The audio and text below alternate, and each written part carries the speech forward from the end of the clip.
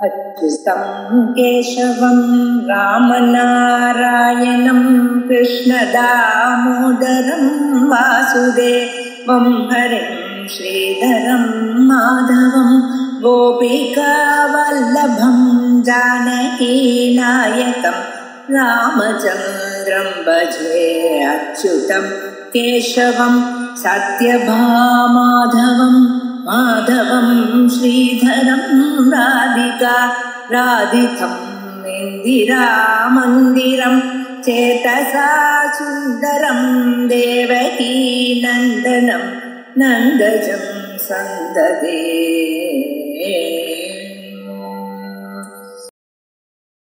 301 இன்னைக்கு ஆரம்பிக்க போறேன். ஜடத்துவம்ங்கிறது முதல்ல ஆரம்பிச்சு அஜ்ஞாத்திருத்துவமா அஜ்ஞானத்துவமா அனாத்மத்துவமா என்ன சொல்றேன் அப்படின்னு சொல்லி 3 பட்சத்திலையும் தோஷத்தை சொல்ல முதல் பட்சத்தை நாங்க விட்டோம். 2-3 பட்சங்களை நாங்க சமர்த்தனம் பண்றோம் அப்படின்னு தித்தீய திருத்தீய பட்சயோகோ தோஷ அபாவாத்துன்னு சொன்ன. அதுல முதல் பட்சத்துல விட்ட பிறகு மீதி எஞ்சி இருக்கிற 2 பட்சங்கள்ல அஜ்ஞானத்துவம் ஜடத்துவம் எனக்கூடியதான பட்சத்துல ஆத்மாவில விதிச்சாரம் வரும் அப்படின்னு ஞான பின்னத்துவம்னு சொன்னார். ஆத்மா ஞானம் இல்லைங்கிற அபிப்பிராயத்துல ஆத்மா ஞான பின்னத்துவம் வருதுன்னு சொன்னால் அப்ப அர்த்தோபலட்சித பிரகாசம் தான் ஞானம் எங்களுக்கு. அதனால மோட்ச தசையிலையும் அர்த்தோபலட்சித பிரகாசம் சித்ரூபம் இருக்கிறதுனால ஒரு தோஷமும் இல்லை அப்படின்னு மேல போய் சொல்லி வந்திருக்க. அதற்கு பின்னால் ஒரு பெரிய ஆட்சேபம் பண்ணின. என்ன? தயா மோட்சாவஸ்தாயாம் ஆத்மனஹா நிர்விஷயத்துவ அங்கீகாரா ஆனந்த அப்பிரகாசே தத் அபுமர்த்தத்துவம் சியாத் இதி. ஏன்னா தாங்களோ மோட்ச தசையில தயா மோட்சதசாயாம் ஆத்மனஹா நிர்விஷயத்துவ அங்கீகாரா, மோட்சம் வந்த நிலையில ஏதாவது ஆத்மாவுக்கு விஷயம் இருக்கோ? ஒரு விஷயமும் இருக்கு. விஷயமே இல்லாத போனால் அங்கே ஆனந்தம் பிரகாசிக்குமோ? நமக்கு விஷயம் இருந்தா தானே ஆனந்தம் வருது. லௌகிகமான விஷயங்கள் இருந்தா தானே ஒரு அழகான உருவத்தை பார்த்தாலோ அல்லது ஒரு நல்ல பதார்த்தத்தை சுவைத்தாலோ நமக்கு ஆனந்தம் வருது. மோட்சத்துல ஒரு விஷயமும் இல்லை, ஆத்மாவுக்கு ஒரு விஷயமும் இல்லை. அப்ப விஷயம் இல்லைன்னா ஆனந்தம் தெரியாது. ஆனந்தம் தெரியாது போனா அந்த மோட்சம் எப்படிப்பட்டதான மோட்சம்? அதை யாரு விரும்புவா? புமர்த்தமா இருக்கணுமோ இல்லையோ? புருஷர்கள்னால அத்தியமானமா இருக்கணும். அது புமர்த்தமா ஆகாது அப்படின்னு ஒரு கேள்வி கேட்ட. அதுக்கு பதில் சொல்லும் பொழுது ததா ஞான ஏவ பிரகாஷ் ஆனந்த ஏவ பிரகாஷா மற்ற ஆனந்தத்திய பிரகாசம். இங்கே ஆனந்தம் தான் பிரகாசமே தவிர ஆனந்தத்தை விளக்கக்கூடியதான ஒரு ஒளி இருக்கிறதாகவும் ஆனந்தம் வேறாகவும் ஒளி வேறாகவும் அப்படி நாங்க ஒத்துக்கிறேன். சத்தியம் ஞானம் அனந்தம் ஆனந்தம் எல்லாம் பிரம்மஸ்வரூபம் தான். ஆனந்தமே பிரகாசம் அப்படின்னு நம்ம சொன்னோம். அர்த்தோபலட்சித பிரகாசத்துவம் வா கதா அஸ்தி. அதோட மட்டுமல்ல ஆனந்த ஏவ பிரகாசா மதோ ஆனந்தத்ய அப்படின்னு முடிச்சு விடணும். இப்ப என்னாச்சு? பிரகாசத்துவம்னா என்னது?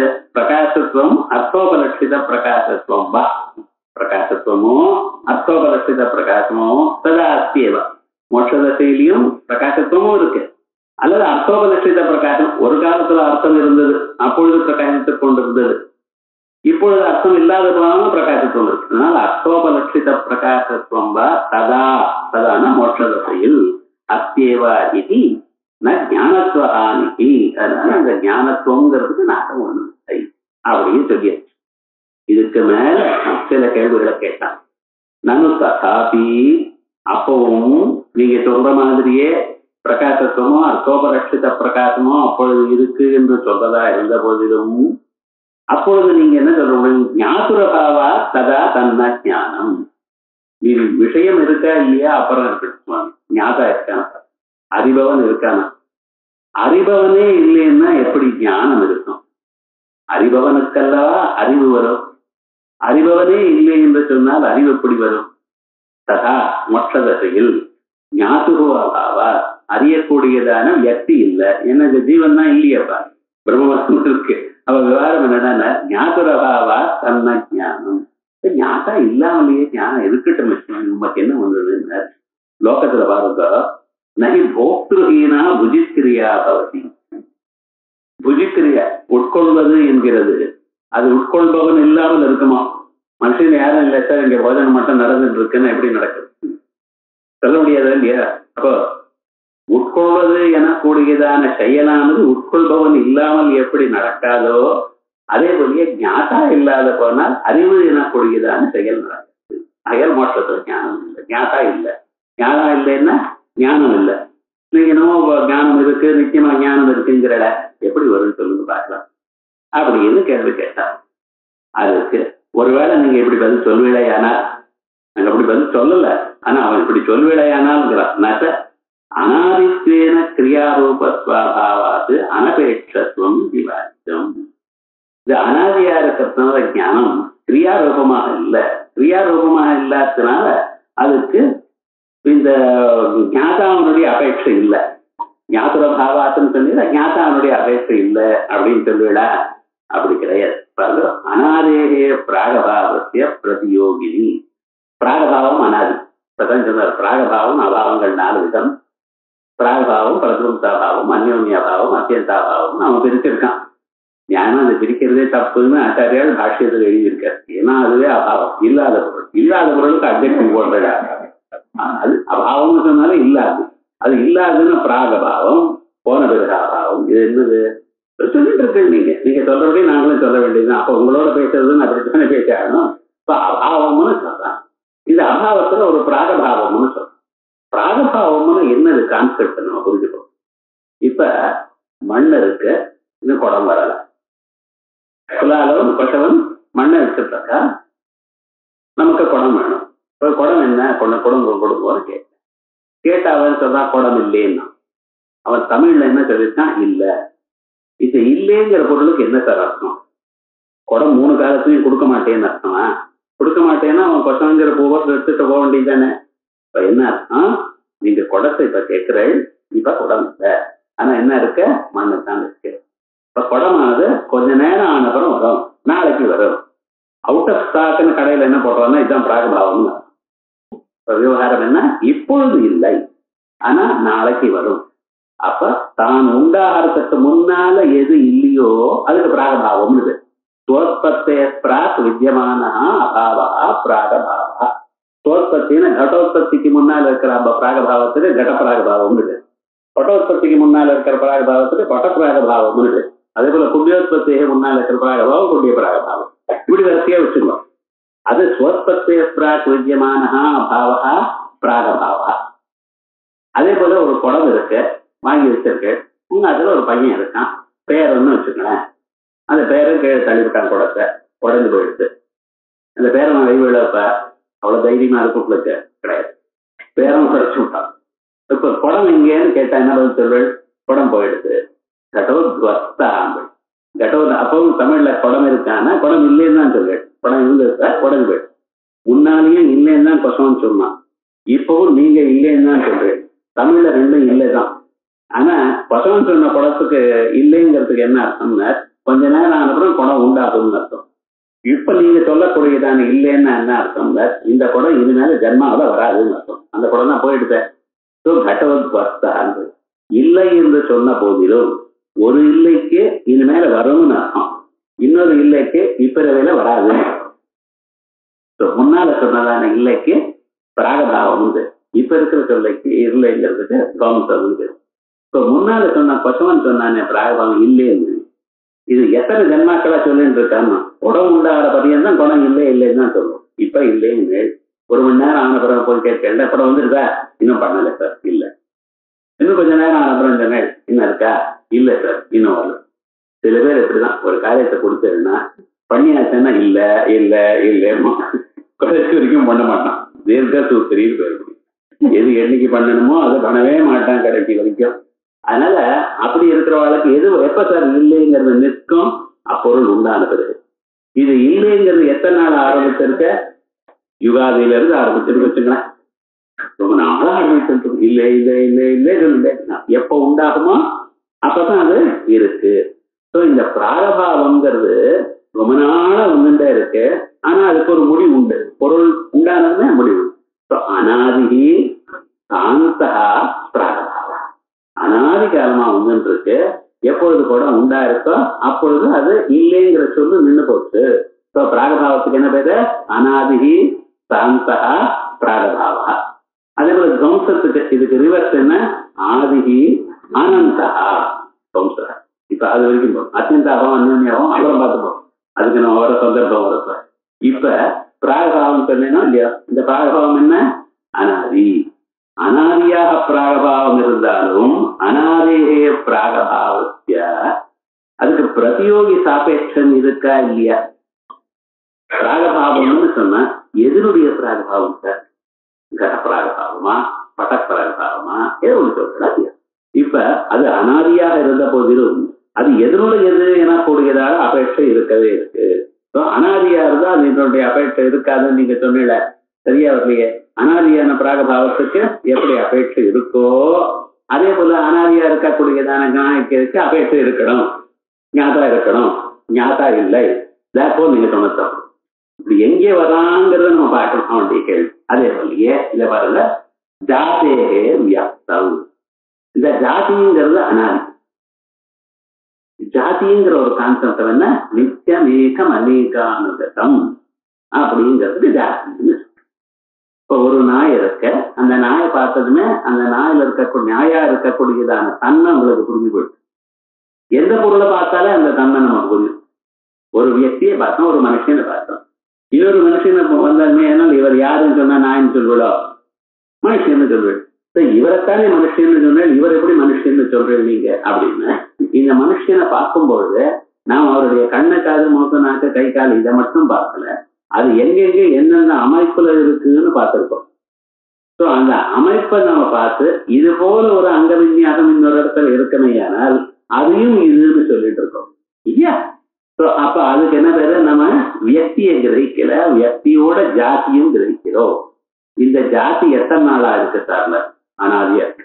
ஏன் இது ஜாதி? வியக்தி தானே புதுசா புதுசா பிறந்து இருக்க, ஜாதி ரொம்ப நாளா இருந்துட்டே இருக்கு, அது எப்போதும் இருந்துருக்கு அப்படிங்கிறான். சோ அனாதியாக இருந்த போதிலும் ஜாதி அது வியக்தி சாபேட்சத்தை இருக்கா இல்லையா? அதே போலயே ஞாதாவுடைய சாபேட்சம் இல்லாமல் ஞானம் எப்படி இருக்கும்? மோட்ச காலத்துல ஞாதா இல்லை ஆனா ஞானம் இருக்குங்கிற நீங்க என்ன சுவாமி கொஞ்சம் யோசனை பண்ணி சொல்லுகிற. ஜாதே வியக்தௌ. அதே போல ஜீவ பிரம்ம விபாகத்திய தர்மி பிரதியோகினோ. ஜீவ பிரம்ம விபாகத்திய ஜீவன் வேறு பிரம்மம் வேறு எனக்கூடியதான விபாகம் அந்யோன்யாபாவம்னு வச்சுக்கோம். பேதம், ஜீவன் வேறு பிரம்மம் வேறு எனக்கூடியதான பேதம். இந்த பேதம் இருந்தால் இதுக்கு தர்மி பிரதியோகி ஞானம் வேணும்.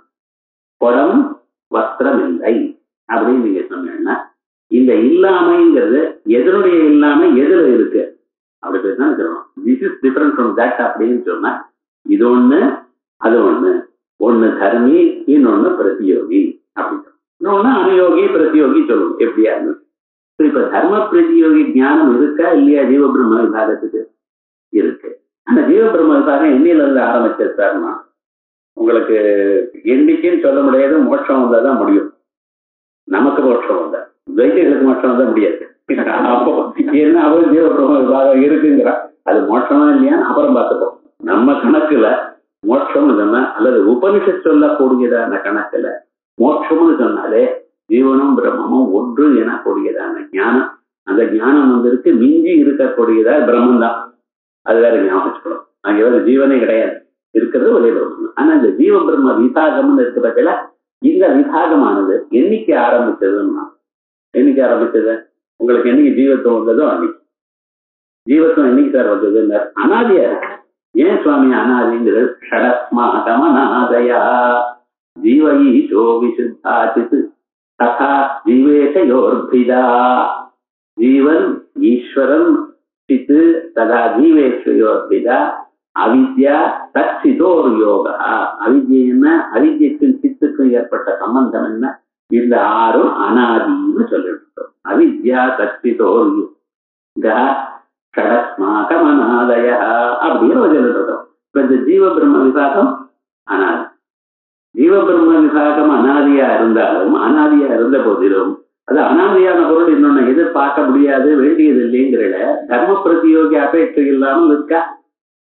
அனாதியா இருந்த போதிலும் தர்ம பிரதியோகியான அபேட்சை இருக்கு. தர்ம பிரதியோகிகளுடைய அபேட்சை இருப்பதனால் ஏன்னா விபாகம்னு சொன்னா difference of this with what சொல்லி ஆகணும் இல்லையா? அப்ப தர்மியினுடைய அபேட்சை இருக்கு, பிரதியோக அபேட்சை இருக்கு. அது இருந்தா தான் இந்த டிஃபரன்ஸ் சொல்ல முடியும். ஸோ அனாதியான இந்த ஜீவ பிரம்ம விபாகத்துக்கு தர்மி பிரதியோகிகளுடைய அபேட்சை இருக்கும்படி அனாதியான உங்களுக்கு அந்த ஞானத்துக்கு ஞாதாவுடைய அபேட்சை வேணும். ஞாதா இல்லாதவனா ஞானம் வராது.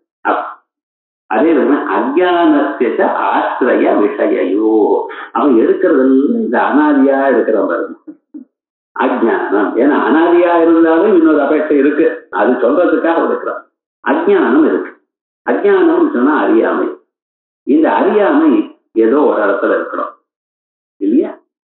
அல்லது ஒரு விஷயத்தை பத்தி இருக்கணும். எனக்கு லாட்டின் தெரியாது அப்படிங்கிற, யாருக்கு தெரியாது? எனக்கு தெரியாது. ஸோ அஜானத்துக்கு ஒரு ஆசிரியம். எது தெரியாது? லாட்டின் தெரியாது. ஸோ விஷயம் அஜானமானது எனக்கு தெரியலையேன்னு சொல்றேன்ல, என்ன தெரியல? தெரியலேங்கிறது என்னன்னு தெரியல சார் நீங்க சொல்லக்கூடாது, அது அநியாயம். விவகாரம் எனக்கு தெரியலேன்னு நீங்க சொன்னேன்னா அப்ப தெரியலைங்கிறது என்னதுன்னு நீங்க சொல்லி ஆகணும். யாருக்குன்னு கேட்டா எனக்குன்னு சொல்லணும். ஸோ ஒரு அஜானம்னு ஒண்ணு இருக்குமே, ஆனால் அதுக்கு விஷயம் சப்ஜெக்ட் மேட்டர் அதுவும் தெரியணும். யாருக்கு தெரியலேங்கிற விஷயம் ஆசிரியமும் தெரியணும். ஸோ அஜானம்னு ஒரு பொருள் இருக்கு. அந்த அஜானமானது அனாதி. இப்பதானே சொன்னேன், ஷடத்மாகம் அனாதயாங்கிறதுல ஜீவ ஈசோ விசுத்தா சித்ததா ஜீவேசையோ அத்வைதா அவித்யா. அந்த அவித்யக்கு தான் அஜானம் இருக்கு. சச்சிதோர் யோகா. இந்த அவித்யாங்கிறது எப்ப சார் இருக்கு? அனாதியா இருக்கு. எப்பதான் போகும்? ஞானம் வந்தா போகும். வருமானு கேட்காதீங்க. அத்வைத கிளாஸ் வந்துட்டு நிச்சயமா வரும், அதுல சந்தேகம் இல்லை. ஏன்னா இருக்கிறதுக்குள்ளேயே இதுதான் ஹையஸ்ட் புக்கு. இப்ப இருக்க அத்வைதத்துக்குள்ளேயே ரொம்ப உயர்ந்ததான புத்தகம் இது. உயர்வு எதனாலேன்னு சொன்னா, முக்கியமான கிரந்தங்கள் நம்ம சாஸ்திரத்துக்கு உபனிஷத்துக்கள். அது ஞாபகத்துக்கு என்னைக்கும் அதை மறக்கப்படாது. அதான் பிரதானம், அதான் சப்த பிரமாணம். அந்த உபனிஷத்துல இருக்கக்கூடியதான அர்த்தம் நமக்கு நல்லா தெளிவா புரியணுங்கிறதுக்காக தான் வியாசாச்சாரியார் பகவத்கீதையை எழுதியிருக்கார். இப்ப உபனிஷத்து பிரதானமான கிரந்தங்கள், அது உபோத்பலக்கமாக பகவத்கீதை இருக்கு. அந்த உபனிஷத்துல நம்ம வாசித்ததான விஷயங்கள்லாம் கரெக்டா நமக்கு செட் ஆகணும்னா அதுக்கு சூத்திரபாஷ்யம். ஒரு உபனிஷத்துல ஒரு வாக்கியத்தை எடுத்துப்ப, அந்த வாக்கியத்துல பிரதானத்தை சொல்றதா, ஜீவனத்தை சொல்றதா, வேற ஏதோ சொல்றதா அப்படின்னு சொல்லி அதை சொல்றதுங்கிறதுக்காக ஒரு 10 யுக்திகளை சொல்லி அந்த யுக்திகள்லாம் தப்புன்னு சொல்லி இதைத்தான் சொல்றதுன்னு தீர்மானம் பண்றதே அது மனன கிரந்தம். நம்ம உபனிஷத்துல இருக்கக்கூடியதான வாக்கியங்கள் நன்றாக நம்ம மனசுக்கு புரியணுங்கிறதுக்காக தான் வியாசாச்சாரியார் சாஸ்திரத்தை எழுதினார். ராதாதோன்ற மரிஜாசான்னு ஆரம்பிச்சு அதாவது கடைசி அனாவிருத்தி சப்தாத்துங்கிற வரையும் தான் 555 சூத்திரங்கள் 192 அதிகரணங்கள்ல நமக்கு எழுதி கொடுத்திருக்கார். ஏன்னா அவருக்கு நன்னா தெரியும் நம்ம மனனம் பண்ண மாட்டோம். சிரவணம் பண்றதுக்கே சிரவணாயாவது பகுபேர் யோனர் இருக்க, சிரவணம் பண்றதுக்கே வரல. 65 பேர் வந்த கிளாஸ் இன்னைக்கு 25 பேர்ல நிக்கிறது. அதை பத்தி நான் கவலைப்படல. 25 பேர் வந்தாலும் இங்க இருக்கக்கூடியதான 25 பேர் உத்தமாதிகாரிகள். அதனால அத்தனை பேரும் மாபுக்காக நம்ம சொல்லல. ஏன் சொல்ல வந்தேன்னா, கேட்கறதுக்கே வர்றது ரொம்ப கஷ்டம். ஜன்மாந்தரத்துல புண்ணியம் இருந்தா தான் கேட்க முடியும். ஆனா அது கேட்ட பிறகு அதை மனனம் பண்ணணுமே. மனனம் பண்றதுக்காக தான் என்ன பண்ண, நம்ம பண்ண மாட்டோம்னு தெரிஞ்சு நமக்கு மனனம் பண்றதுக்கு தூண்டுறாத இப்படி பண்ணணும்னு சூச்சனை பண்ணியிருக்க. ஒவ்வொரு அதிகாரமும் ஒரு நியாயம். இப்படி மனனம் பண்ணி வஸ்து திருடமாக ஏற்பட்டவாளுக்கு இன்னொருத்தர் ஒரு கேள்வி நமக்கு கேட்டோலையானால் நமக்கு இருக்கிற தார்ஜியம் நம்ம விட்டு போகக்கூடாது. அத்வைத்தம் தான் நிஜம், அது ஒண்ணுதான் இப்பிரிவில் நமக்கு மோட்சத்தை கொடுக்கும் எனக்கூடியதான திருடமான ஒரு நம்பிக்கை இருக்கு பட்சல. ஏன்னா திருடமான அபரோட்ட சாட்சா, அப்படிதான் அபரோட்ட சாட்சாத்துக்காக வழி கொடுக்கும். அந்த தார்ஜியம் இந்த கிரந்தம் கொடுக்க. ஆகையால் தான் அவர் முதல்ல எழுதும் பொழுது சொல்லிருக்க, போதாய வாதி விதையாயத்தா. இந்த கிரந்தம் போதத்துக்கு உங்களுக்கு அத்வைதம் நன்றாக செட் ஆகிறதுக்கு வாசிச்சிருக்கள், சூத்திர பாஷ்யம் கேட்டிருக்கள், பிரஸ்தானத்தை கேட்டிருக்கள், இல்லேன்னு சொல்லல. ஆனா அது நன்மை நம்ம மனசுல அசம்பாவனா விபரீத பாவனா வராம இருக்கணும். அந்த விபரீத பாவனை வர்றதுக்கு என்ன, யாராவது ஒரு கேள்வி கேட்டா இப்படியோ அப்படின்னு ஒரு பயம் வரப்படாது. எந்த கேள்வி கேட்டாலும் அதை நம்ம திருப்பி சொல்லக்கூடியதான யோகிய தர்மம் இருக்குன்னு சொல்ற நம்ம முன்னோர்கள் பண்ணியிருக்காரு. இது நம்ம புதுசா ஒண்ணும் சொல்லல. அத்வைத்திலேயே எங்கன்னா இதெல்லாம் சங்கிருஷ்ய சாஸ்திர விஷயம், எல்லா சாஸ்திரங்களும் இதுக்கு முன்னால் இருக்கக்கூடியதான அத்தனை கிரந்தங்களும் நான் பார்த்து அது இருக்கிறது ஒரு இடத்துல சேர்த்து கொடுத்துருக்கேன். ஆகையால் நீங்க முன்னால் முக்தாவளி, வேதாந்த முக்தாவளி, அது நிறைய கிரந்தங்கள்லாம் இருக்கு. அத்தனை கிரந்தங்கள்ல இருக்கிற விஷயமும் ஒரு இடத்துல சேர்த்து கொடுத்துருக்கேன். அதனாலதான் சொல்றேன் இது ரொம்ப உயர்ந்ததான ஒரு கிரந்தம். இப்படிப்பட்டதான இந்த கிரந்தத்துல சொல்றார், அஜ்ஞானத்தை ஆசிரிய விஷயோ, அஜ்ஞானத்துக்கு ஒரு ஆசிரியம் வேணும், ஒரு விஷயம் வேணும். ஆசிரியமும் விஷயமும் இல்லாத போனால் அஜ்ஞானம் தெரியாது. ஸோ அஜ்ஞானமானது அனாதி. அனாதியா அஜ்ஞானமா இருந்தாலும் அதுக்கு ஆசிரியம் விஷயம் இதனுடைய அபேட்சை இருக்கு. அதே போல அனாதியா இருக்கக்கூடியதான ஞானத்துக்கு ஞாதாவுடைய அபேட்சை வரும். ஒவ்வொருத்தரும் அங்கே சேர்த்துக்கணும். அதே போலயே பிரம்மசத்தாயாத்த கர்த்தரி அபேட்சா தர்சனா. பிரம்ம அஸ்தின்னு சொல்றேன். சத்தானா பிரம்ம அஸ்தின்னு சொல்லிவிடும். அப்ப கர்த்தரி அபேட்சை இருக்கா இல்லையா? அசதாதுக்கு மேல சிப்ரத்தியம் போட்டடையானால் அது மேல கர்த்தரி தப்புன்னு ஒரு தப்பு வர தெரிய அது நேரம் வந்து உட்கார்ந்துடல. வரதுக்கு முன்னாடி என்ன பண்ணினா இந்த கணத்துல தீர்ப்புக்கு லோபம் சொல்லிட்டு கிடைக்கிற அசு தி அஸ்தி அப்படின்னு. அது எந்த அர்த்தத்துல வந்து இருக்கணும் சார்? தீர்ப்பு கர்த்தரத்தம் தான் இருக்கு. அதனாலதான் பிரம்மதத்தாயாஸ்த கர்த்தரி அபேட்சா தர்சனா. நடுநடுவில் நமக்கு வியாக்கரணமும் அப்படி வரணும். அதுன்னு சொன்னாதான் ஓஹோ ரைட்டு புரிஞ்சிருக்கு. இப்ப நிறைய சொல்லுவார் அது போல. ஆனா இந்த வியாக்கரணம் சொல்லும் பொழுது நமக்கு என்னென்ன வியாக்கரண சூத்திரங்கள் என்ன, அதுக்கு என்ன அர்த்தம், அந்த சந்தர்ப்பத்துல எப்படி இருக்கு, அங்க இருக்கிற சூத்திரத்தை இங்க எப்படி அப்ளை பண்ணினோம், இதெல்லாம் தெரிஞ்சதுன்னா மனசுக்கு ஒரு ஆனந்தம். இதான் வித்யானந்தம் இருக்கு. மோட்சானந்தம் வரத்தப்ப வரட்டும்னு இப்பவே அனுபவிக்கிறாங்க. இப்ப இந்த கிடைக்கிற ஆனந்தத்தை ஏன் விடுறேன்? அதனால வித்யானந்தம் இது கேட்ட கேள்விக்கு நமக்கு எப்படி சமாதானம் சொல்லிருக்க, என்ன அழகா இருக்கு அப்படின்னு சொல்லிருக்க. பிரம்மசத்தாயாஸ்த கர்த்தரி அபேட்சா தர்சன அந்யதா. அப்படி இல்லைன்னா அஸ்தி பிரம்மா இத்தியாதோ கர்த்தரி லகாரோ நஸ்யா. அதனால அது இல்லைன்னா அஸ்தி பிரம்மான்னு சொல்றோம். இங்க கர்த்தரி லகாரம் இருக்கும் இல்லையோ, கர்த்தரி லகாரம் என்ன, கண்மணி லகாரம் என்ன, கவலையே விடப்படாது. 10 லக்காரம் இருக்கு. லட்டு லிட்டு லுட்டு லுட்டு லேட்டு லோட்டு கதை விட்டுறல லங்கு லிங்கு நுங்கு லுங்கு அப்படின்னு அவர் சொல்லியிருக்கார். இதுல லட்டுங்கிறது லட்டுங்கிறது வர்த்தமான கருத்தை சொல்லக்கூடியது. அந்த லட்டுங்கிறதுல வரும் பொழுது அசதாத்துக்கு மேல லடத்துல லட்டுல முதல்ல அசு லான்னு இருந்ததா, அசு லட்டுன்னு தான் இருந்தது. அது தக்காரம் போயிடுச்சு. என்னடா அந்த ஈட்டங்கிறது அது போயிடுது விவகாரம் லோகம் வந்துட்டு அசு லான்னு இருந்தது. இந்த அசு லான்னு இருக்கும் பொழுது லாவுக்கு திப்பு ஆதேசம் பண்ணின அப்படிங்கிற ஒரு சூத்திரத்தினால பிரதமா பக்தி ஏகவச்சனத்துல லாக்கு திப்பு பண்ண அசு அப்படின்னு அசு சீன் வந்ததுமே கர்த்தர் சிவன் வர தெரிஞ்சது. ஐயா இது வேற கணம், அதாதி கணம். திப்பு வந்தா அது மறைஞ்சு போயிடும் அப்படின்ட்டு. மறைஞ்சு போயிடும்னா நமக்கெல்லாம் தெரியாது, வையாக்கரணம் மட்டும் தெரியும்.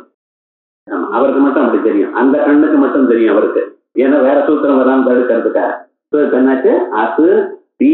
இப்போ இந்த தீங்கிறது இந்த அஸ்திங்கிறது எந்த அர்த்தத்துல வந்திருக்கு?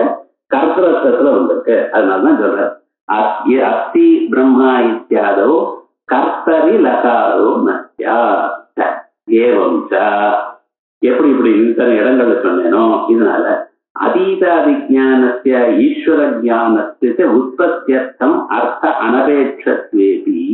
அதீதாதி ஞானம் போன தரம் ஒரு 10 நாளுக்கு முன்னால் நீங்க பார்த்ததான ஞானம், அது இப்ப நமக்கு வருதுன்னா அந்த பொருள் இப்ப வேண்டுமா வேணாம். அதீதாதி ஜானஸ்ய ஈஸ்வர ஞானஸ்ய உற்பத்தியர்த்தம் அர்த்த அனபேட்சத்வேபி. அர்த்தாபேட்சை இல்லை, அந்த பொருள் இருந்தா தான். இப்போ நீங்க 10 நாளுக்கு முன்னால ஒரு குடத்தை பார்த்திருக்கேன், இப்ப அந்த குடத்தை நினைக்கிறதுக்கு முன்னால் அந்த குடம் வேணுமா? இப்ப அந்த குடம் இருந்தாதான் அந்த ஞானம் வரும்னு ஏதாவது இருக்கோ, நினைவு வரணும்னு இருக்கோ. நினைவு வர்றதுக்கு வேற காரணங்கள் இருக்கு. இது மனசுல சம்ஸ்காரம் இருக்கு. அந்த சம்ஸ்காரமானது உத்போதமான நினைவு வரும், அவ்வளவு.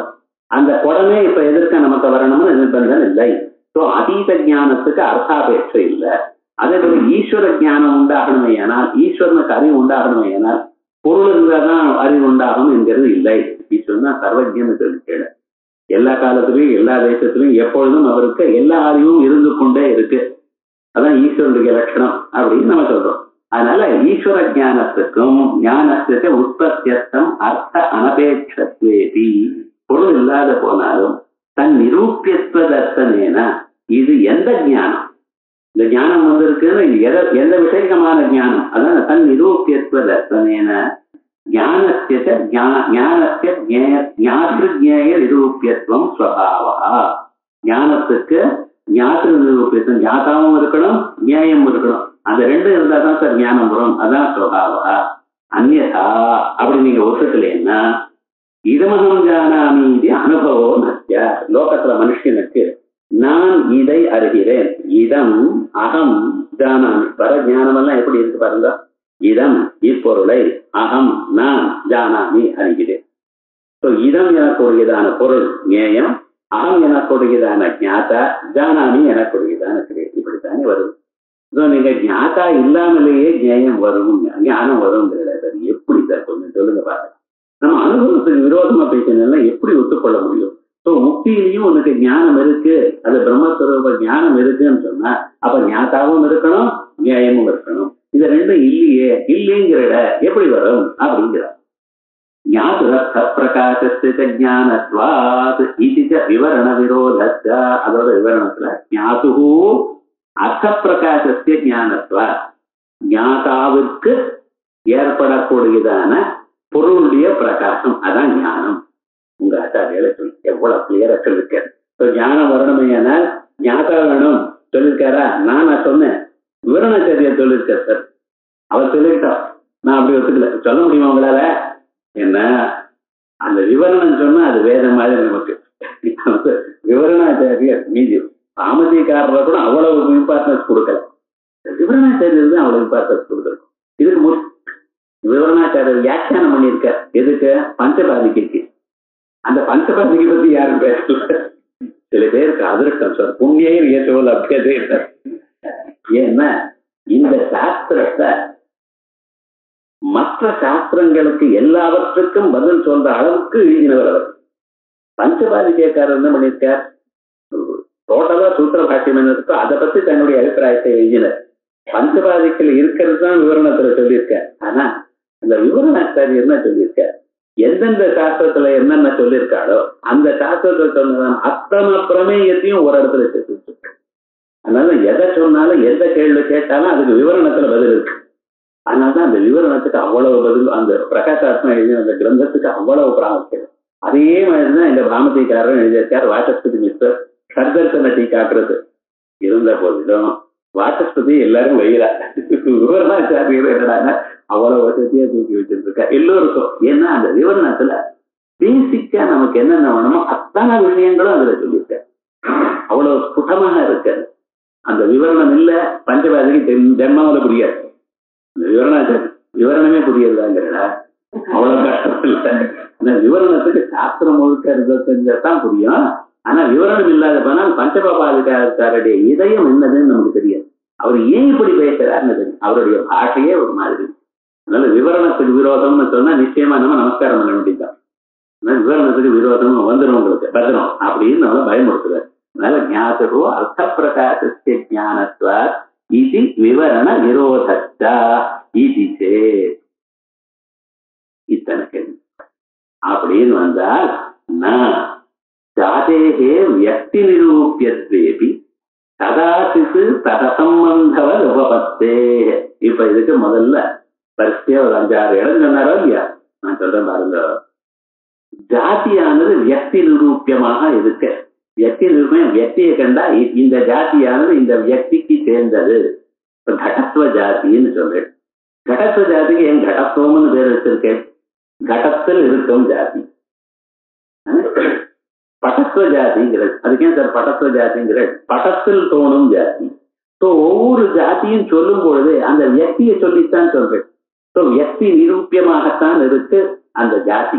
ஜாதிக்கும் வியக்திக்கும் என்ன சம்பந்தம்? சம்வாய சம்பந்தம். அந்த சம்வாய சம்பந்தம் எப்படி? நிரூபிய நிரூபக பாவ சம்பந்தமா இருக்கு. ஏதன் நிரூபியமாக அது இருக்கு, தன் நிரூபகமாக ஏது இருக்கு. அதனால ஒன்னால ஒண்ணு குறிக்கப்படுகிறது. நான் பாட்டுக்கு நிரூபிய நிரூபாக சம்பந்தம்னு சொல்லிட்டே இருந்தேன். அது ரொம்ப நாள சொல்லி உங்களுக்கு புரியுறா போல ஐடியா வந்துடும். என்னைக்காவது ஒரு நாள் சார் நிரூபிய நிரூபம் என்னது அப்படின்னு தமிழ்ல சொல்லுங்கன்னா கஷ்டப்படும். நிரூபியனும் ஒன்னால் இன்னொன்னு குறிக்கப்படுகிறது அப்படின்னு சொல்லி பாருங்க. சம்ஸ்கிருத பதம் தான். ஆனா நமக்கு நமக்கு அர்த்தம் புரிஞ்சுதான் நமக்கு தெரியணும். இந்த ஜாதிக்கும் வியக்திக்கும் இந்த ஒரு சம்பந்தம் இருந்தாலும், வியக்தி நிரூபியமான ஜாதி இருந்த போதிலும் கதாச்சித் சில சமயத்தில் தன் அசம்பந்தவது, அதனுடைய சம்பந்தம் இல்லாமலேயே, வியக்தி சம்பந்தம் இல்லாமலேயே ஜாதி தோணுகிறது. அப்படி இருக்கே லோகத்துல. எப்பொழுதும் ஜாதியும் வியக்தியும் ஒன்னோடு ஒண்ணு சேர்ந்து இருந்த போதிலும், வியக்தியினால் ஜாதி குறிக்கப்பட்டிருந்த போதிலும், இது சாதாரணமா நடக்கிறது. எப்பொழுதாவது ஒரு சமயத்தில் அந்த வியக்தி இல்லாமலேயே ஜாதி தோணுகிறது. என்ன சொல்லப்படுறேன் அப்படின்னு கதாச்சித்து அது அசம்பந்தவது உபபத்தே சொல்லிட்டு சார். ஏதோ ஒரு தோன்றது, எங்க சார் தோன்றது சொன்னா தானே தெரியும் அப்படின்னு. அது இப்ப ஒரு பசுமாடு இருக்கு, ஒரு குதிரை அங்க இருக்கு. இவன் அந்த குதிரையை பார்த்து இவன் பசுமாடுன்னு பிரமிச்சு விட்டான். குதிரையில பசுமாடுங்கிற ஞானம் வந்துச்சு. இப்ப குதிரையை பார்த்துட்டு இவன் பசுமாடுன்னு நினைச்சான். இது பசுமாடுன்னு நினைச்சதுனால அங்க என்ன ஜாதி இருக்கு? கோஸ்த ஜாதி இருக்கு. இவன் நினைச்சது என்ன? கௌகம் தானே நினைச்சான். அங்க என்ன ஜாதி இருக்கு? கோஸ்த ஜாதி. கோஸ்த ஜாதியினுடைய சம்சர்க்கம் எங்க சார் இருக்கீங்க? கோத்துல இருக்க, கோவுல இருக்கா, அஸ்வத்துல இருக்கா? அஸ்வத்தில் தானே இருக்கு. இப்ப ஜாதி இருந்த போதிலும், ஜாதியினுடைய சம்பந்தம் அங்க இருந்த போதிலும், அந்த ஜாதி என்ன நிரூபியம் எதனால காட்டப்பட்டிருக்கு? அந்த கோத்வ ஜாதி எதனால காட்டப்பட்டிருக்கு? குதிரைங்கிற வியக்தியினால. நியாயமா எதனால இது போட்டிருக்கணும்? கோங்கிற வியக்தியா வந்து கோத்வ ஜாதியை காட்டியிருக்கணும். இங்க குதிரைங்கிற வியக்தியாவது கோத்வ ஜாதியை காட்டியிருக்கு. ஒரு சம்பந்தத்துல ஜாதி நிச்சயம்தான். நிச்சயமா இருந்தாலும் அது எப்பொழுதும் வியக்தியை பிடிச்சுட்டே இருக்கோம். வேற வியக்தி இன்னொன்னு காட்டியிருக்கோ இல்லையா? அதான் சொல்றார். அப்ப என்ன, சில சமயத்தில் தது அசம்பந்தவது, அந்த கோ வியக்தியை பிடிச்சிக்காமல் இன்னொரு வியக்தியால, கோ வியக்தியை பிடிச்சிக்காமல் அஸ்வ வியக்தியை பிடிச்சுட்டு இந்த சம்பந்தம் தோணுகிறதோ இல்லையோ, அதே போல தோணலாம். ஜாதே வியக்தி நிரூபியத்வேபி கதாச்சித் ததசம்பந்தவது உபபத்தே. ஏன் சம்பந்த பிரயோஜக உபாத்தியபேட்சையா அதிக சத்தாகத்வா. என்ன, இந்த சம்பந்த பிரயோஜகமான உபாதி எது இருக்கோ அதை விட அதிக சத்தாக்கமா இருக்கமே. ஆனால் அது இல்லாமலேயே இது இருக்கலாம். வியக்தியை விட ஜாதிக்கு அதிக சத்தான்னு வச்சுட்டு வச்சுட்டு இருக்கா. சம்பந்த பிரயோஜக உபாத்தியபேட்சையா அதிக சத்தாகத்வா. அதையேவ, இதற்கு மேல இக்காரணத்தினால், அதையேவான்னு சொன்னதனாலேயே நமக்கு என்ன தெரியுது? மோட்சத்துல ஞேய சாமான்யமும் ஞாதாவும் இல்லாத போனாலும், அதையவான அர்த்தம், மோட்சத்துல ஞேய சாமான்யம் ஒரு பொருளும் இல்லை, ஞாதாவும் இல்லாத போனாலும் ஞானத்துவ உபலட்சித பிரகாசம் இருக்கு. இப்ப முன்னால சொன்னது என்ன? மோட்சத்துல ஞேயம் இல்லை, ஒரு மனுஷனும் ஜீவனும் இல்லை. ஆனா என்ன சார் இருக்கு? ஞானத்துவபலட்சிதமான பிரகாசம் இருக்கு. ஆகவே அந்த பிரகாசம் இருப்பதனாலேயே அதையேவ ஞானஸ்ய, நீங்க சொல்லக்கூடியதான ஞானத்துக்கு ஞானத்துவபலட்சிதஸ்ய சஜ்ஞேயத்துவம் சஜ்ஞாத்திருத்துவம் நஸ்வாபாவிகம். ஞேயத்தோட கூடியிருப்பது, அதே போலயே ஞாதாவோட கூடியிருக்கிறதுங்கிறது சுவாபாவிகம் இல்லை. ஏன்? உபாத்தியபாவ காலே ஞாத்திருஜ்ஞேயோகோ சம்பந்தத்தை அபாவா. அதனால இப்படி சொன்னதுனால ஞானத்துக்கு சஜ்ஞேயத்துவமும் சஜ்ஞானத்துவமும் சஜ்ஞாத்திருத்துவமும் சுவாபாவிகம் இல்லை. அப்படின்னு என்ன? நியாயம் இல்லாத போனாலும் ஞாதா இல்லாத போனாலும் அப்பொழுது பிரகாசம் இருக்கலாம். அதான் எங்க மதம். நான் என்ன சொல்லணும், மோட்சத்துல அந்த அர்த்த பிரகாசம்ங்கிறது ஒண்ணு இருக்கு, ஞானோபலட்சிதமான அர்த்த பிரகாசம் ஒண்ணு இருக்கு, ஆத்மஸ்வரூபம் இருக்கு. ஆனா அங்க நியாயமான பொருள் ஒண்ணும் இல்லை, அறியக்கூடியதான பொருள் இல்லை. அதே போல அறியக்கூடியதான பொருள் இல்லை, அறிபவனும் இல்லை. அறிபவன், அறியக்கூடியதான பொருள், அறிவு, இந்த மூணும் இருந்துதான் அதுக்கு விவகாரம் வந்து மோட்சம் வரலேன்னு அர்த்தம். மோட்சத்துல என்ன? ஞாதாங்கிறவன் இல்ல, பார்க்கக்கூடியதான ஆப்ஜெக்ட் இல்ல. இப்ப என்ன சார் இருக்கு? அந்த அர்த்த பிரகாசம் மட்டும், வெறும் பிரகாசம் மட்டும், ஆத்மஸ்வரூபம் மட்டும் இருக்கு. அப்படி அதையேவா இப்படி சொன்னதுனால மோட்சத்துல ஞேய சாமான்யமும் இல்ல, ஞாதாவுடைய ஞானாவும் பிரகாசிக்கல. ஆனாலும் ஞானத்துவபலட்சிதமான அர்த்த பிரகாசம் மட்டும் இருப்பதனால் சஜ்ஞேயத்துவம் சஜ்ஞாத்திருத்துவம் நஸ்வாபாவிகம். இப்ப சுவாபாவிகம் இல்லைன்னு சொன்னா மட்டும் போறாத, போதுமா? அது எப்படின்னு ப்ரூவ் பண்றாரு. ததாஹி சஜ்ஞ சஜ்ஞேயத்துவம் தாவது ஞேயஜன்யத்துவம் வா ஞேய வியாபியத்துவம் வா. இப்ப சஜ்ஞேயத்துவம் ஞேயத்துடன் இருக்கிறது, ஒரு பொருளுடன் இருக்கிறது அப்படிங்கிறது. அவன் பூர்வபட்சி என்ன சொன்னா, மோட்சத்துல ஒரு ஆப்ஜெக்ட் இருக்கணும் சார், ஆப்ஜெக்ட் இருந்தாதான் அறிவு வரும். ஒரு பொருளை பார்த்தா தானே நமக்கு அறிவு வருது. குடத்தை பார்த்தா இது குடம்னு அறிவு வருது, பேராவை பார்த்தா இது பேரான்னு அறிவு வருது. மோட்சத்துல உங்களுக்கு அறிவு இருக்கா இல்லையா? வேண்டாங்கிறடா, நீங்க வேண்டாம்னா தள்ளக்கூடியது இல்லை சார். ஆத்மா அறிவு இருக்கும். அது எனக்கு வேண்டாம் நீங்க சொன்னீங்கன்னா வேண்டாம்னு போகாது உங்க வீட்டு. ஏயோபாதைய ரகிதம் ஆத்மா, ஞாபகம் வச்சுக்கணும். அதனால என்ன, அறிவு இருக்கத்தான் இருக்கு. அறிவு இருக்கணுமேனா அறியப்படும் பொருள் இருக்கணுமே சார். பொருள் இருக்கானா? பொருள் இல்லையே. பொருள் இல்லாமல் எப்படி சார் அறிவு வரும் அப்படின்னு நாம நினைக்கிறேன்.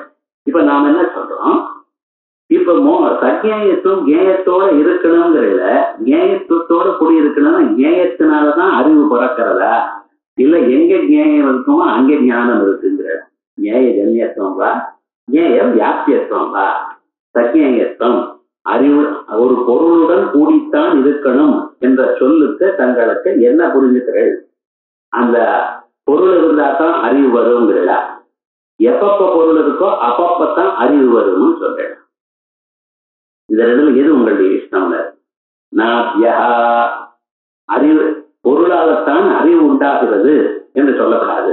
என்னென்ன பரோட்ச ஞானே ஈஸ்வர ஞானே அபாவாது. 10 நாளைக்கு முன்னால பார்த்ததான பொருள் இருக்கு, அந்த பொருள் உங்களுக்கு ஞாபகம் வருது இல்லையா? உங்க பையன் பெங்களூர்ல இருக்கான், என்ன பண்றேன்? டெலிபோன் பண்றேன். அவன் ஞாபகம் வந்ததுனால தானே டெலிபோன் பண்றேன். சும்மா ஞாபகம் வராத பிறகு டெலிபோன் பண்றல, என்னடா எப்படி இருக்க, என்ன பண்ற, படிச்சுட்டு இருக்க, இல்லை இங்க இருக்கு அதட்டி பழக்கம். இருந்தாலும் அதட்டணும். வாரம் போன் எடுத்துட்டு அதட்டுறேன். இப்போ போன் எடுத்துன்னு அவன் அதுன்னா அவன் ஞானம் இருக்கா இல்லையா? உங்களுக்கு ஞானம் இருக்கா இல்லையா? ஞாபகம் வந்ததோ இல்லையா? ஆனா அந்த பொருள் பையன் இங்க இருக்கானா? இங்க பையன் எதிர்க்க இருந்தா தான் அறிவு வரணும்னு நிர்பந்தம்னு நீங்க சொல்றல. பொருள் இல்லையோ, பொருள் இல்லாதவனா ஞானம் வருதோ இல்லையா? ஸோ பரோட்ச ஞானத்துல எதிர்க்க இல்லாத சமயத்தில் அந்த ஞானம் வரும்பொழுது பொருளானது எதிர்க்க இல்லாத போனாலும் நமக்கு ஞானம். அங்கே ஞானம் வர்றதுக்கு காரணம் என்ன? சம்ஸ்காரங்கள். பூர்வாரபூத சம்ஸ்காரம் உத்பூதமானா அது ஸ்மிருதியாக நமக்கு வருது. அந்த ஞானமே தவிர எதிர்க்க பையன் இல்லை, எதிர்க்க பொருள் இல்லை. ஸோ பொருள் இருந்தால்தான் அறிவு வரணும் எனக்கூடியதான நிர்பந்தம் பரோட்ச ஞானத்துக்கு இல்லை. நீங்க சொன்ன பொருள் இருந்தா தான் ஞானம் வரணும் இல்லை, பொருள் இல்லாமலே வந்திருக்கேன். இன்னொன்னு ஈஸ்வர ஞானேதா, ஈஸ்வரனுக்கு பொருள் இருந்தா தான் அறிவு வரணும்னு நிர்பந்தம் இல்லை சார். பொருள் இல்லாமலேயே அவருக்கு வரலாம். அதான் அவர் ஈஸ்வரர், இங்க ஜீவன். அவருக்கு எப்படி அறிவு வருதுங்கிறது திரிகாலத்தில் இருக்கிறது அறிவும் வருது, சாட்சாத் பிரத்யட்சமும் சில பேர் சொல்றாங்க. இன்னும் சில பேர் சொன்னா வர்த்தமான காலத்தில் இருக்கக்கூடியதான எல்லா அறிவும் கண்ணுக்கு தெரியறது அவருக்கு. ஏன்னா இந்த பொருள் எனக்கு தெரியாது சார், ஈஸ்வரனுக்கு தெரியுமா? எப்படி தெரியும்னு உங்க கண்ணால் நீங்க பார்க்கும் பொழுது உங்களையும் சேர்த்து பின்னால இதயத்துல அவர் பார்க்கிறார். சிம்பிளா நீங்க எந்தெந்த மனுஷன் எந்தெந்த இடத்துல எதை பார்க்கிறார். மனுஷன் மட்டுமல்ல, அத்தனை பிராணிகளும். ஏன்னா ஈஸ்வர சர்வபூதானா, எல்லா பிராணிகளுடைய இதயத்திலையும் பகவான் இருக்கார். யாராவது எதை பார்த்தாலோ கேட்டாலோ அறிந்தாலோ மோந்தாலோ எல்லா அறிவும் அவருக்கு டிரான்ஸ்பர் ஆயிடுச்சு. எந்த கம்ப்யூட்டர்ல போட்டாலும் சர்வர்ல போய் சேர்ந்தோ இல்லையா? நீ இதை இன்னைக்கு கண்டுபிடிச்சிருக்கு, அவர் அன்னைக்கே சொல்லிட்டாரு விவசாயிருக்கு விவரராஜர். நீங்க கண்ணால பார்த்ததுமே உங்களுக்கு மட்டும் அறிவு இல்லை, ஈஸ்வரனுக்கு வந்தாச்சு. ஈஸ்வரனுக்கு ஞானம் எப்படி? வர்த்தமான விஷயமான ஞானம் பிரத்யட்சம். போன ஞானம் அதீத ஞானம் எல்லாம் அவருக்கு ஸ்மரணம், எல்லாம் அவருக்கு நினைக்கிறார். நமக்கு தான், நமக்கு என்ன சிலதான் ஞாபகம் வரும், சிலது மறந்து போயிடும். ஏன்னா ஜீவனம் இல்லையா? கொஞ்சம் எல்கேஜியில உங்க கிளாஸ்மேட் யாரு சார், யாரு கண்டாமா ஒரு ஞாபகம் இருக்கா? இல்ல. 10 நாளுக்கு முன்னால் நடந்ததான ஞானம், முந்தா நேற்று உங்க இடத்துல என்ன சாம்பார்னு கேட்டா தெரியாது, பண்ணின மாமிக்கே தெரியாது, நமக்கு என்ன விவகாரம் நடந்த அதெல்லாம் நம்ம மறந்து போயிட்டோம். ஆனா ஈஸ்வரனுக்கு எல்லாம் ஞாபகம் இருக்கும். அதே போலயே மேல நடக்கக்கூடியதான அதீதமான அநாகதமான விஷயங்கள் அவருக்கு எல்லாமே இந்த மாயாங்கிற ஒரு வித்தியில எல்லாமும் இருக்கு. அவருக்கு அதை படிக்க தெரியும்.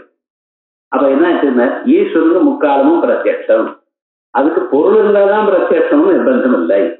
பரோட்ச ஜானே ஈஸ்வர ஜானே அபாவா, இவ ஒண்ணு சொல்லியாச்சு. ஞேய ஜன்யத்துவம் நீங்க சொன்ன ஞேயத்தினால பொருளால் தான் அறிவு பறக்கிறது என்று சொன்னேன்னா பொருள் இல்லாமலேயே அறிவு பறக்கக்கூடியதான இடங்கள் சொல்லிவிட்டேன். பொருளால் தான் அறிவு பறக்கிறதுன்னு சொல்ல முடியாது. இல்ல எப்பொழுது பொருள் இருக்கோ அறிவு இருக்கோ அப்பொழுதுதான் பொருள் உண்டாகிறது. நேய வியாபியத்துவம் ஞானமானது நேய வியாபியமாக இருக்கு அப்படின்னு சொன்னா எப்ப எப்ப ஞானமோ அப்பொழுதுதான் பொருள் வரும் அப்படின்னு சொன்னா எதா ஞானம் ததார்த்தா இது காலிக வியாப்தம் பூர்வது வியபிச்சாராது. முன்னால சொன்ன மாதிரி இங்கேயும் பூர்வது வியபிச்சாராது. இங்கேயும் பொருள் இருக்கணும், அப்பதான் ஞானம் இருக்கணும், அப்பதான் பொருள்னு நிர்பந்தம் இல்லை. தைசிக வியாப்திஸ்து தூர நிறத்தைவா. இப்ப தைசிக வியாப்திங்கிறத இப்ப இது வரைக்கும் எந்த சமயத்துல பொருள் இருக்கோ அப்பொழுதுதான் ஞானம் வரணும். எங்க பொருள் இருக்கு, எங்க ஞானம் இருக்கோ அங்கேதான் பொருள் இருக்கணும் அப்படின்னு சொல்றது தைசிக வியாப்தி. இந்த தேசிகத்தை எந்த இடத்துல ஞானம் இருக்கோ அந்த இடத்துல பொருள் இருக்கு. இதை ஒத்துக்க முடியுமா? ஞானம் எங்க சார் இருக்கு? நையாய்க்கு கேட்ட ஞானம் ஆத்மாவில் இருக்கும்பா. அவன் கதை அப்படி என்னன்றது ஆத்மாவில் இருக்குங்கிறான். நீங்க ஞானம் எங்கே இருக்குன்னு சொன்னா அந்த கர்ணத்துல இருக்குங்கிறது. நமக்கு வித்தியாசம் அவ்வளவுதான். நமக்கு அறிவெல்லாம் எங்க சார் இருக்கு? அந்த கர்ணத்துல. ஏன்னா அந்த கர்ணத்துல தான் மனசனுடைய தர்மம் ஞானம். யாரு சொல்ற? உபனிஷத்தில் இருக்கு. அந்த கர்ண தர்மம் ஞானம்னு உபனிஷத்தில் இருக்கு. காமசங்கல்போ விசிகித்சா ஸ்ரத்தா அஸ்ரத்தா திருசிர் அதிருசிர் கரீர் தீர் பீ இத்யேத சர்வம் மன ஏவா. இந்த இடத்துல தீன்னு ஒரு பதம் இருக்கு. அந்த தீங்கிறதுல அறிவு சொல்றது. அறிவு சொல்றது. இப்போ உங்களுக்கு அறிவுங்கிறது இத்யேத சர்வம் மன ஏவா. அதனால நமக்கு ஞானம்னு சொன்னா எங்க இருக்கு? அந்த கர்ணத்துல. நையாய்க்கு எனக்கு ஞானம் எங்க இருக்குன்னு சொன்னா ஆத்மாவில். சாஸ்திரங்களை கட்ட என்ன சொல்வார் தெரியுமா? எதிராளத்தை தகுந்தா போல பேசுவார். நியாய சாஸ்திரம் பாடம் சொல்லும் பொழுது ஆத்மாவில் இது சொல்லும் பொழுது அந்த கணவர் இவருக்கு எங்கே சார் ஞானம் இருக்குன்னா பரமேஸ்வரர் அற்புதத்துல இருக்கு சொல்றோம். ஏன்னா அவளுக்கு அந்தந்த பாடம் சொல்றப்ப அப்படித்தான் சொல்ல வேண்டியதா இருக்கு. அப்பத்தானே புரியும். எங்க ஞானம் இருக்கோ அங்கே பொருள் இருக்கு. ஒத்துக்கிறடா? ஞானம் மனசுல இருக்கு, பொருள் அங்கே இருக்கோ. இப்ப என்ன சார் தைசிக வியாப்தி ஏங்க வியாபியத்துவம்னு சொல்லிட்டு இருக்கல? அதான் சொல்ற தைசிக வியாப்திஸ்து தூர நிறத்தைவா நச்ச எதா அபரோட்ச ஞானம் ததா அர்த்தா இது காலிக வியாப்தோ நாஸ்தி விபச்சாரா. ஏன் சார் நான் எதை சொன்னாலும் இப்படி நீங்க பண்றேன். நான் என்ன சொல்றேன், எப்பொழுது ஞானம் இருக்கோ அப்பொழுது பொருள் இருக்கு அப்படின்னு நான் சொல்றேன். ஆனா என்னென்ன இப்படி சொன்னாதான் நீங்க விபச்சாரம் வருதுன்னு சொல்லி, ஆனா எப்பொழுது அபரோட்ச ஞானம் இருக்கோ அப்பொழுது பொருள்னு சொல்றேன். எந்த சமயத்துல அபரோட்ச ஞானம் நமக்கு இருக்கோ, அபரோட்ச ஞானம்னா கண்ணு இருக்க பாக்குறோம். கண்ணு இருக்க ஒரு பொருளை நான் பார்க்கணும்னா அங்கே பொருள் இருக்கணும். ஒத்துக்கிறல? பொருள் இல்லாம நமக்கு அபரோட்ச ஞானம் வராது. இதை நீங்க பார்க்கணும்னா அபரோட்சமா உங்களை கண்ணுக்கு தெரியணுமே. ஆனால் அந்த பொருள் இருந்தா தான் தெரியும். பொருள் இல்லாம தெரியுமா? தெரியாது. அதனால எப்பொழுது அபரோட்ச ஞானமோ அப்பொழுது பொருள் இருக்கணும் என்று நீங்க சொன்னீங்கன்னா அங்கே விபச்சாரம் இல்லை. ஆனா ஆத்மாவும் இப்படி இல்லை. ஆத்மா எத்தாட்சாத பரோட்ச பிரம்ம இது ஸ்ருதே அபரோட்ச ஞான ரூபா ஈதித்த தாபி அர்த்த வியாப்தா இது வாச்சம். அப்பொழுதும் பொருள் இருந்தாகணும். ஆத்மா அபரோட்ச ஸ்வரூபம் என்று சொன்னா நன்னத்தான் இருக்கு. இதுல ஒன்றும் விவகாரம் இல்லை. ஆனா இந்த வியாப்தியில தகரா இருக்கு. ஈஸ்வர ஜானே யோகி ஜானே விசாரா. ஈஸ்வரனுக்கும் அபரோட்ச ஞானம் பொருள் இல்லாமல் வருதா?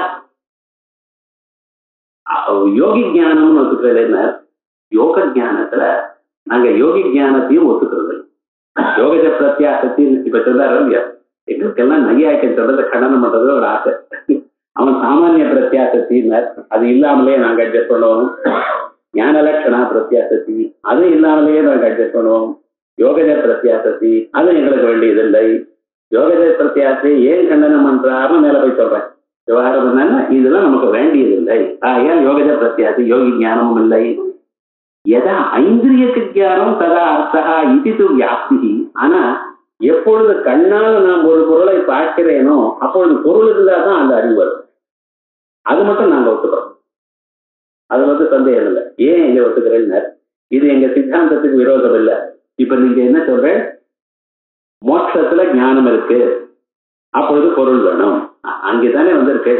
எப்பொழுது பொருளை கண்ணால நீங்க பார்க்கிறீங்களோ ஐந்திரிய ஞானம் அப்பொழுது இருக்கணும், அறிவு இருக்கணும். ஆத்மாவை நீங்க கண்ணால பார்க்க முடியுமா? பார்க்க முடிஞ்சா அங்க ஞானம் இருக்குது. ஆத்மா உங்களால கண்ணால பார்க்க முடியாது. ஏன் முடியாது சுவாமி?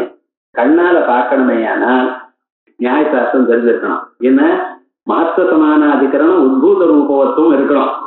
கண்ணால எனக்கு ஒரு அறிவு வரணுமையானால் அந்த பொருள் பெரியதாக இருக்கணும், உத்பூத ரூபம் இருக்கணும், அறியக்கூடியதான உருவம் இருக்கணும். அதுல அந்த ரெண்டு இருந்தாலும் கண்ணால பார்க்க முடியும்.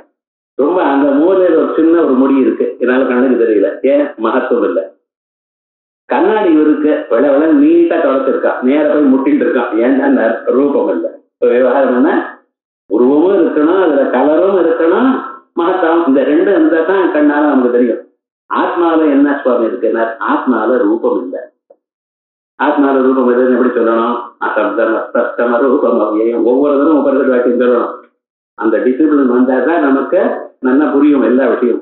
ஸோ ஆத்மாவில பொருள் இல்லை, அதனால கண்ணால பார்க்க முடியாது. அதான் சொல்ற ஐந்திரிய எதா ஐந்திரிய ஜானம் ததார்த்தா இது வியாப்தி சர்வசம்மத ந ஆத்மரூபே ஜானே ஐந்திரியகத்துவம் அஸ்தி. ஆத்மரூப ஜானத்தினால ஐந்திரியம் இருக்கும், இங்க இந்திரியத்தினால ஆத்மா உங்களால பார்க்க முடியுமோ, இல்ல, ஐந்திரிய ஜானம் இல்ல. ஆகையால் எதா ஐந்திரிய ஜானம் ததார்த்தாங்கிற இடத்துல அந்த வியாப்தி நன்றாக இருந்த போதிலும் இந்த வியாப்தி உங்க ஆத்மாவுக்கு அப்ளை ஆகாது. இது நயா விரோதா நனு எதா அபரோட்சம் ததார்த்தா இது வியாப்தி ஆரோக்கியம். இதுக்கு மேல சொல்றோம், எப்பொழுது அபரோட்ச ஞானம் இருக்கோ அப்பொழுது அர்த்தம் இருக்கு அப்படின்னு நீங்க ஒத்துந்தீங்கன்னா என்ன ஆகும்னு, அபரோட்ச ஞானம் சுத்தியில ரஜதம்னு தோன்றும், கிழிஞ்சல்ல ரஜதம் தோன்றதோ இல்லையா, இது அபரோட்ச ஞானம் தானே, கண்ணுக்கு எதிர்க்கத்தானே சார் தெரியுது. கிழிஞ்சல்ல வெளியே பார்த்தான், பார்த்ததோட மட்டும் இல்ல, இன்னொருத்தன் பார்த்துக்கிட போறான், அந்த வெளியே எடுத்துட்டு போயிட போறானோ இந்த பயன் வந்து இவன் எனக்கே வேணும் எனக்கூடியதான ஆசையினால அங்கே போய் அதை முன்னால நான் தான் எடுத்து பாக்கெட்ல போட்டுக்கிறோம், ஓடுறாரு இங்க இவ்வளவு தூரம் வந்துருக்கு. இவனுக்கு கண்ணுக்கு இவனுக்கு வெளியே தெரியலன்னு சொல்ல தயாரா இருக்கோ நீங்க, வெளி தெரிஞ்சது, வெளி இருக்கா, இது அபரோட்ச ஞானம் தானே. எங்க பொழுது அபரோட்ச ஞானமானதான் ஞானம் இருக்குமோ அப்பொழுது அர்த்தம்னு சொன்னா, இந்த இடத்துல கிழிஞ்சல்ல வெளியே காணப்படுறது, வெளியே காணப்படுறதுன்னு ஓடுறான், இங்க பொருள் இல்லைன்னு நீங்க சொல்லல, பொருள் இருக்குன்னு ஒத்துண்டாகணும். பொருள் இருக்குன்னா அந்த பொருள் என்ன, எப்படிப்பட்டதான, இவன் ஓடுறான்னா அங்கே பொருள் இருக்கணும், அங்கே பொருள் இருக்கான்னா பொருள் தான் இல்லையே பின்னால இல்லையேன்னு சொல்லணும். அப்ப அங்க இருக்கிற பொருள் என்ன, அது அனிர்வச்சனீயமான ரஜதம் அப்படின்னு ஒத்துக்கணும். அங்கே ரஜதம் இருக்கு, அவன் என்னன்னா அங்கே ரஜதம் இருக்கு, அந்த இருக்குன்னு சொன்னா அது எப்படிப்பட்டதான ரஜதம், அனிர்வச்சனீயமா இன்னது என்று சொல்ல முடியாமல் அப்பொழுது தோணியதான ரஜதம், வேற ஒண்ணும் இல்லை சார். அனிர்வச்சனீயம்னு என்ன சொல்றான், இன்னது என்றது குறிக்க முடியல, எப்படி அது நிஜமான ரஜதமா தெரியல, நிஜமான ரஜமானா பின்னால இது ரஜதம் இல்லைன்னு சொல்ல மாட்டான், சொல்றானே நிஜம் ரஜதம்னு. அது அசத்தான ரஜதமா, அசத்தான கண்ணுக்கு தெரியப்படாது, ஆனாலும் கண்ணுக்கு தெரியுது. சதசத்தான ரஜதமா, அப்படி ஒரு பிராரம்பம் ஈஸ்வர சிருஷ்டியில இல்ல. ஒண்ணு சத்தாவா இருக்கணும், என்ன அசத்தாக இருக்கணும், சதசத்தாக இருக்க முடியாது. நான் என்னத்தான் சொல்றது, அதனால சத்தென்றோ அசத்தென்றோ சதசத்தென்றோ சொல்ல முடியல. ஆகையால் அந்த ரஜத்துக்கு என்ன பேரு, அனிர்வச்சனீயம். தன்னாப்பிய தன்னாப்பியபயாத்மிகானோ இன்னாப்பிய பின்னாப்பியபயாத்மிகானோ சாங்காப்பிய சங்காப்பியபயாத்மிகானோ மகாத்புதா அனிர்வச்சனீய ரூப. அனிர்வச்சனீயம்னு இன்டிஃபைனபிள்னு டிரான்ஸ்லேட் பண்ணி விடுறான் இங்கிலீஷ்ல, ஞாபகம் சொல்றேன். இன்டிஃபைனபிள் இல்ல, அது சத்து இருக்கு என்றோ இல்லை என்றோ, இருக்கு இல்லை என்றோ சொல்ல முடியாது, அது நம்ம ஞாபகம். அதனால அந்த அனிர்வச்சனீய ரஜதமே உங்களுக்கு வராது அப்படிங்கிற. எதா அபரோட்ச ஞானம் ததார்த்தா இது வியாப்தி அனபிபதனே இதம் ரஜதம் இது அபரோட்ச ஞான அந்நியதானுபவத்யா அனிர்வச்சனீய ரஜத சித்தி நஸ்யா அர்த்தம் வினாபி அபரோட்ச உபபத்தே. பொருள் இல்லாமலேயே அபரோட்சம் வரலாம் என்று நீங்க சொல்றீங்க, அவர் ரஜதம் வராது, அந்த இடத்துல ரஜத்துக்கு அனிர்வச்சனீயத்துவம் வராம போயிடுமே அப்படின்னு கேள்வி கேட்டார். இதுக்கு நாங்க என்ன சொல்றோம், சுவாமி ரஜதம் அங்கே தோன்றதுங்கிறது நிஜம், ஆனா ரஜதம் அங்கே தோன்றதுனால அது அந்த இடத்துல வந்து அனிர்வச்சனீய ரஜதமானது ஞான அந்நிதானுபவத்தியா இதம் ரஜதம்ங்கிற ஒரு ஞானமும் வருது. எப்ப ஞானம் வருதோ அங்கே பொருள் இருக்கணும், அங்கே பொருள் இல்லாத போனால் இவனுக்கு அபரோட்ச ஞானம் வராது, இவனுக்கும் அபரோட்ச ஞானம் வந்தாச்சு, தேர்ஃபோர் அங்கே பொருள் இருக்கணும், அங்கே பொருள் இல்லைன்னு பின்னால சொல்றான். ஆகையால் அந்த பொருளை வந்து அனிர்வச்சனீய ரஜதம் அப்படின்னு நாங்க சொல்றேன் அப்படின்னு தான் சொன்னேன். அப்படி நாங்க சொல்லல. ஆனா நாங்க என்ன சொல்றோம் தெரியுமா, அங்கே ரஜதம் இருக்கு, அனிர்வச்சனீய ரஜதம், ஆனா அந்த அனிர்வச்சனீய ரஜதம்ங்கிற வந்து நான் பார்க்கறதுனால அங்க ரஜதம் இருக்குன்னு சொல்றேங்கிறடா அது இல்லை. என்ன சார் எதனால சொல்றீங்க? இல்ல, இதம் ரஜதம் ஜானாமி இது அனுசந்தீயமானம் ஞான விஷயத்துவம். இங்க நான் ரஜதத்தை பார்க்கிறேன், இதம் ரஜதம் ஜானாமி அப்படின்னு நீங்க உங்களுக்கு ஞானம் வரும். இங்கு ரஜதத்தை இந்த ரஜதத்தை நான் பார்க்கிறேன் என்றதான ஒரு ஸ்மரணம் உங்களுக்கு வருது, ஒரு அனுபவம் வருது. அந்த அனுபவத்துல ஜானாமிங்கிற ஞானம் இருக்கு. அந்த ஞானத்துக்கு ஒரு விஷயம் வரும், விஷயம் இல்லாமல் ஞானம் வராது. ஞானம் ஏன் வராது? முன்னாலேயே சொல்லிட்டேன் நான். உலகத்தில் இருக்கக்கூடியதான எல்லா பொருளையும் நம்ம முன்னோர்கள் கண்டுபிடிச்சிருக்க ஞானம்ங்கிற ஒரு பதார்த்தம் சவிஷேக பதார்த்தம். இதுல நீங்க இங்கிலீஷ் எல்லாம் பார்க்க முடியாது. இதுல இந்த பாஷையில தான் வர முடியும். மனுஷனுக்கு வரக்கூடியதான பொருள்ல இந்த ஞானம்னு ஒண்ணு மட்டும் இருக்கிறதுல இதை மட்டும் என்னடா இந்த அது வந்து ஒரு விஷயம் இருந்தா விஷயத்தை பத்தி தான் வரும். அறிகிறேன்னு சொன்னா எதைன்னு சொன்னா நீங்க சொல்லி ஆகணும். ஏதோ தெரியல சார் அப்படின்னு சொல்லுங்க. நான் தைரியமா இருக்கேன்னா எதைன்னு கேட்கறதுண்டோ, வெக்கப்படுறேன்னா எதைன்னு கேட்கறடா. ஆனா ஞானம் எனக்கு அறிந்திருக்கேன்னு சொன்னா எதைன்னு கேட்டாகும். அதுக்கு பதில் நீங்க சொல்லி ஆகணும். இப்போ உலகத்துல இருக்கிற பதார்த்தங்கள்ல ஞானம் ஒண்ணுதான் சவிஷேகவாதம். எப்பொழுதும் ஞானம் வந்தாலும் அதுக்கு விஷயம் சொல்லித்தான் ஆகணும். அந்த ஞானத்துல இருக்கிற சவிஷய பதார்த்தம் தான் நீங்க ஆசையிலையும் கிரியையிலையும் சொல்லிட்டு இருக்கு. வசுதா ஆசை பண்ணிட்டு இருக்கல, என்ன பண்ணிட்டு இருக்கேன்னா ஏதோ ஒண்ணு சொல்றேன். ஏன் எதை அறிந்தீங்களோ அதை ஆசைப்பட்டு அப்புறம் பண்றேன். ஜானாதி இச்சதி எதது இதான் ஆர்டர். இந்த ஞானம் ஒண்ணுதான் சவிஷேகமான பதார்த்தம். இந்த ஞானம் நமக்கு வந்திருக்கு. நான் வெள்ளியை பார்க்கிறேன் என்ற ஞானம் வந்திருக்கு. இந்த ஞானத்துக்கு விஷயம் என்ன? ஞானிய விஷயத்தா எங்க இருக்கு? ஞானத்துக்கு எது விஷயமா தான் திருப்பி சொல்லுவது, கவலையப்படப்படல. இது ஆதேயமா இருந்தா அது ஆதேயத்தா இருக்கு, இது அதிகரணமா இருந்தா அதுல இருக்கிற தர்மம் அதிகரணதா, அது விஷயமா இருந்தா அதுல இருக்கிற தர்மம் விஷயத்தா. அது எதை பத்தி எதுக்கு விஷயமா இருக்கு? ஞானத்துக்கு விஷயமா இருக்கு. அதுல இருக்கக்கூடியதான தர்மத்துக்கு என்ன பேரு? ஞானிய விஷயத்தா. அந்த ஞானிய விஷயத்துக்கு ஒரு ஆதாரம் இருக்கணும், ஆசிரியம் இருக்கணும் இல்லையா? எனக்கு ரஜதம் எனக்கூடியதான ஞானம் வருவையானால் இந்த ஞானம் எனக்கு வந்ததான ஞானம் அது எதை பத்தினதான ஞானம்? ரஜத்தை பத்தினதான ஞானம். அந்த ரஜ பத்தின அந்த விஷயத்துக்கு ஒரு ஆதாரம் ஒண்ணு இருக்கணும் இல்லையா? அது இருக்கணுங்கிறதுக்காகத்தான் சார் அநிவர்த்தி உண்டு பண்ணினேன். எனக்கு ஞானம் வரணுங்கிறதுக்காக கல்விக்கல. ஞானிய விஷயத்துக்கு ஆசிரியமா ஒரு இடம் இருக்கணும். எவ்வளவு தூரம் இதமகம் ஜானாமி இதம் ரஜதம் அகம் ஜானாமி இது அனுசந்தீயமானம். இப்படி நாம் அனுசந்தானம் பண்ணி கொண்டிருக்கோம். இப்படிப்பட்டதான ஞான விஷயத்துவம் எனக்கு வரக்கூடியதான ஞானத்துக்கு ஞானிய விஷயத்துக்கு ஆசிரியமா இருக்கிற இடம். சத்திய ஆசிரியாந்தர அனுபவத்தியா. அதுக்கு ரஜத ஞானம் ரஜத்தை எடுத்து வேற எங்கேயோ இருக்குன்னு சொல்ல முடியுமா? அப்படி லோகத்துல இல்ல. ரஜத ஞானிய விஷயத்தான் ரஜத்துல தான் இருக்கணும், சுத்தி ஞானிய விஷயத்தான் சுத்தியில தான் இருக்கணும். இந்த எனக்கு ரஜதம் எனக்கூடியதான ஞானம் வந்தது. இந்த ஞானத்துக்கு விஷயமாக ரஜதம் இருக்கணும். அந்த ரஜதமான விஷயத்தை எங்க இருக்கணும்? ரஜதத்தில் தான் இருக்கணும். அங்க இல்லையே, அதனால என்ன பண்றோம்? அப்பொழுது ஒரு ரஜம் உண்டா இருக்குன்னு ஆரம்பிச்சோம். அவ்வளவு. சத்திய ஆசிரியாந்த அனுபவத்தியா அனிர்வச்சனீய ரஜத சித்தே வட்சியமானத்வா. இது மேல போய் அனிர்வச்சனீய வாதம்னு ஒண்ணு இருக்கு இந்த கிரந்தத்துல. அனிர்வச்சனீயம்னா என்ன, அனிர்வச்சனத்துக்கு லட்சணம் என்ன, அனிர்வச்சனீயம் எப்படி உண்டாகிறது, இப்படி வரிசையா அனிர்வச்சனீயத்தை பத்தி பேசுறதுன்னு ஒரு 10 மணி நேரம் பேசுறதுக்கு விஷயம் கொடுத்துருக்காரு. அப்படி நிறைய விஷயங்கள் இருக்கு. அந்த இடத்துல உங்களுக்கு சொல்ல போறேன். இது சொல்ல போறேன்னு நான் சொன்னா என்ன அர்த்தம்? சொல்ல மாட்டேன்னு அர்த்தம் இல்ல, போய் பேசுறான்னு நினைக்காதீங்க. சொல்ல போறேன்னு என்ன அர்த்தம்? இதை பத்தி விஸ்தாரமா இங்க சொல்ல போறோம். அப்பொழுது நமக்கு வேகமா ஓடும். ஏன்னா இதெல்லாம் முன்னாலேயே நம்ம வச்சிருக்கோம், பின்னால இருக்கிறது ரொம்ப சுலபம். இப்ப நம்ம சொல்றதெல்லாம் இந்த விவகார கடனை பின்னால இருக்கிறது சேர்த்து சொல்ல வேண்டியதா இருக்கு முதல்ல. அதனாலதான் கிரந்தத்தை குருமுகமா வாசிக்கணும். நம்மளே வாசிச்சா புரியவே முடியாது. பின்னால சொல்ல போறேங்கிறதுல எடுத்து சொல்றவா முன்னாள் இப்படி இருக்குன்னு எடுத்து சொல்றோம். அப்ப நமக்கு சுலபமா தெளிவாக மனசுல பதிஞ்சு இருக்கும். இப்படி இது வரைக்கும் பார்த்துருக்கோம். இதுக்கு மேல அசையவ பரோட்ச பிரமேதி அனிர்வச்சனீய அர்த்தசித்தி. இக்காரணத்தான் தான் பரோட்ச பிரமத்திலையும் நேர கண்ணுக்காக எதிர்க்க இருக்கணும்னு இல்லை, பரோட்சமாக இருக்கிறது அனிர்வச்சனீய சித்தி வருது அப்படின்னு சொல்லி மேல போற. இத அடுத்த வாரம் அடுத்த கிளாஸ்ல பார்த்துக்கோம்.